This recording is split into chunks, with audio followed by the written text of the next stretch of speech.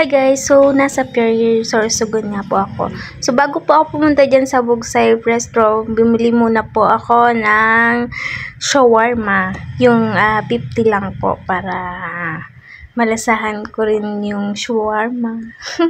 So ayan guys, hinihimay-himay ko na nga po yung shawarma.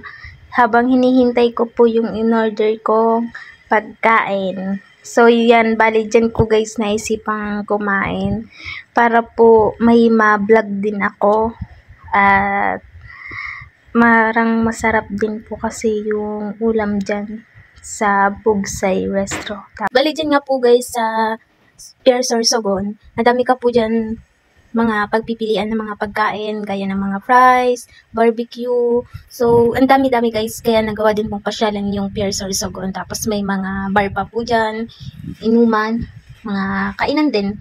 Tapos, ang favorite ko nga po dyan, binabalik-balikan yung balot. Kasi, ano ko na po yung nagtitinda ng balot, ka-close na po. So, ayoko guys bumili sa iba ng balot. Gusto ko dun lang kay ate kasi masarap po dun yung suka. Kasi maanghang, tapos tama lang guys yung ano niya. Tapos parang wala siyang tubig, pure lang na suka, kaya masarap.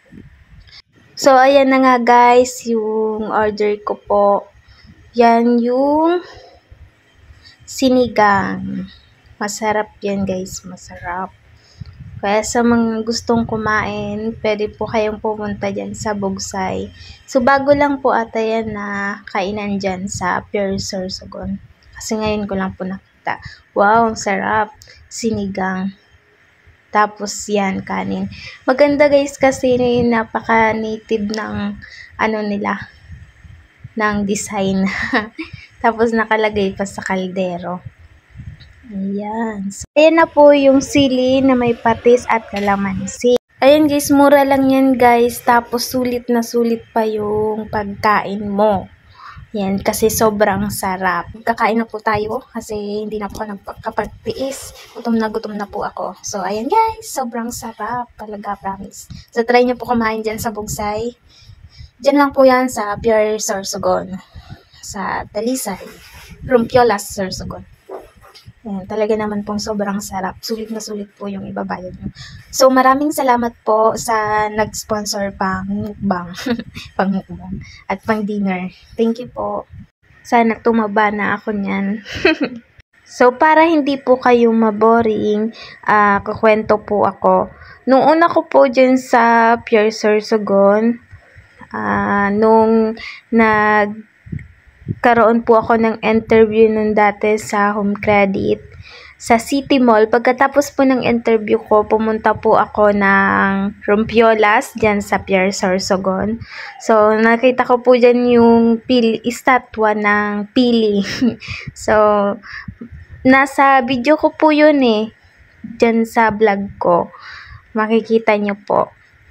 Nung 2021 ata. Yun. Opo, 2022. Basta yun guys, makikita nyo na lang po dyan sa vlog ko.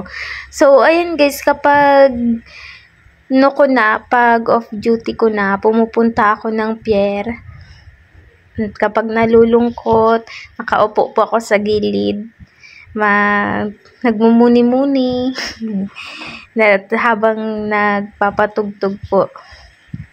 Para ma-chill. Kasi guys, nakaka-chill kapag tumambay ka dyan sa pier. May makikita kang magjojowa, magkakaibigan.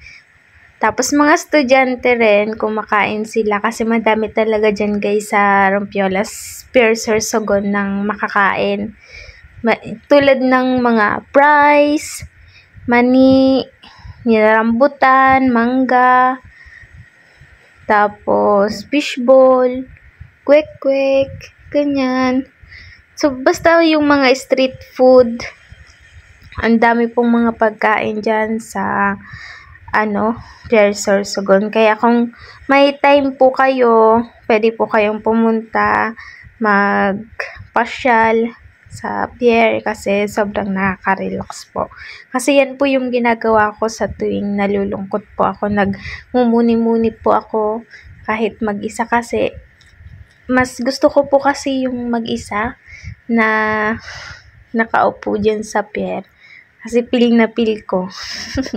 So, ayan guys, sobrang sarap nga po ng pagkain. Ay, solve na solve po. Kaya thank you po sa nag-send ng pangkain. God bless po. Ayan guys, tapos na nga po akong kumain. Thank you po sa panonood. God bless. Thank you Lord sa blessing. Pagkatapos ay umuwi na po ako. Thank you so much guys. Bye-bye.